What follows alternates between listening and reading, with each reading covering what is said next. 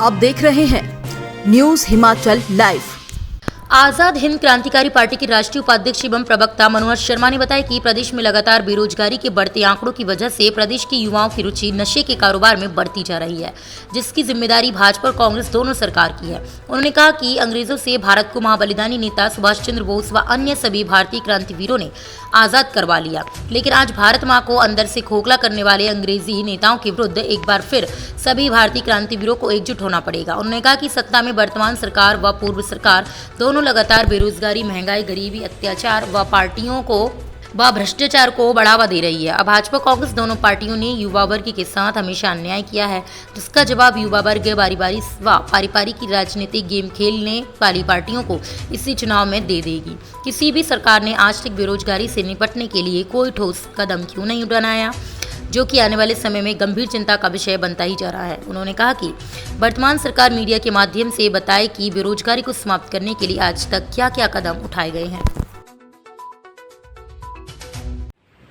बाकी साथ में मैं एक पक्ष रखना चाहता हूं।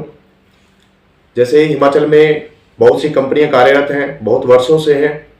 जैसे कि सीमेंट जो 250 रुपये की बोरी हिमाचलियों को मिल सकती है, वो लगभग हम 450 रुपये में लेते हैं, जो बहुत ही चिंता का विषय है। सेब की बात करें तो सेब हिमाचल में तैयार होता है, दिल्ली में वो 70 रुपये के जी रहता है और हिमाचल वासी उसे 200 रुपये और 150 रुपये के जी खरीदते हैं, जो कि सरासर हिमाचलियों के साथ अन्याय हो रहा है। इस अन्याय को भी रोका जाएगा, क्योंकि एक्सपोर्ट जो है हिमाचल में खोला जाएगा। जो भी कंपनी यहाँ कार्यरत है वो उसकी मैन्युफैक्चरिंग यूनिट यही हिमाचल में होनी चाहिए। एक्सपोर्ट हिमाचल से ही होगा, ताकि हिमाचल वासियों को सही तरीके से सामान मिल सके और सस्ते दाम पे मिल सके। ये जरूरी है। शिक्षा में सुधार होने की भी जरूरत है और अस्पतालों में हमारे स्वास्थ्य विभागों को सुधारने की जरूरत है, स्वास्थ्य फ्री करने की भी जरूरत है और शिक्षा और स्वास्थ्य फ्री होना चाहिए, ये मेरा मानना है।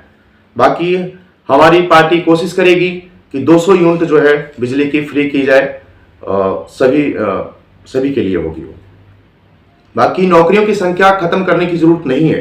वर्तमान सरकार ने या पिछली सरकार ने नौकरियों की संख्या कम कर दी गई है, जो कि बहुत ही चिंता का विषय है, क्योंकि हिमाचल का जो युवा है वो दिहाड़ी मजदूरी करने के एवज में नशे की तरफ भाग रहा है। तो हमें लगता है कि नौकरियों की संख्या प्राइवेट स्तर पे और सरकारी स्तर पे, दोनों स्तरों पे बढ़ाने की जरूरत है। तो जब भी हमें जनता समर्थन देगी तो दोनों ही स्तरों पे नौकरियों की संख्या बढ़ाई जाएगी, ताकि बेरोजगारी कम से कम हो सके। और जो हिमाचल में कार्यरत कंपनी है उनमें 85% कोटा हिमाचलियों का सुरक्षित रहेगा और उसमें पेमेंट भी निर्धारित की जाएगी। साथ में जो हमारे कुछ ऐसे हैं दिव्यांग भाई हैं, उनके लिए भी कई बार बहुत समस्या आती है।